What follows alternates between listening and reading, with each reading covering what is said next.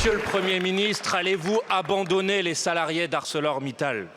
Ils sont mobilisés aujourd'hui contre la suppression de plus de 600 emplois. Certains sont présents en tribune. Je veux leur apporter tout notre soutien dans ce combat d'intérêt général. Car il ne s'agit pas seulement de sauver des emplois, mais aussi de défendre la possibilité de produire de l'acier en France. Aujourd'hui, Mittal refuse les investissements pour décarboner la production. Il en a pourtant les moyens après avoir versé 12 milliards aux actionnaires ces dernières années. La décarbonation doit être réalisée avant 2030. Il faut 4 ans pour le faire.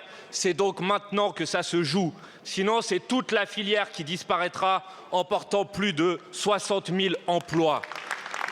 L'attentisme est une stratégie délibérée pour fermer tous les sites en France. Arrêtez de nous faire croire que vous pouvez ramener Mittal à la raison alors qu'il a pour unique objectif de vous faire cracher encore plus d'argent public pour remplir les poches des actionnaires.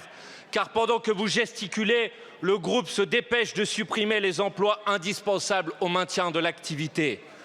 Monsieur le Premier ministre, si Mittal veut partir, qu'il s'en aille. Les salariés peuvent faire sans lui. Mais votre responsabilité, c'est de sauver la production d'acier en France. Le Royaume-Uni, le Kazakhstan, l'Italie l'ont fait.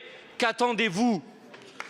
Après Sarkozy et Gondrange en 2008, après Hollande et Florange en 2012, les salariés d'ArcelorMittal en ont assez des promesses sans lendemain, des mots creux et des trahisons. Ils veulent des actes, nous aussi.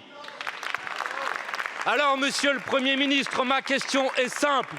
Allez-vous, oui ou non, nationaliser ArcelorMittal ou serez-vous le fossoyeur de la production d'acier en France? Je vous remercie. L'État attend, et nous l'avons indiqué à plusieurs reprises, qu'Arcelor apporte des réponses sur sa stratégie à moyen terme en France et sur la confirmation de ses projets. Ces investissements sont nécessaires sur les sites, notamment à Dunkerque.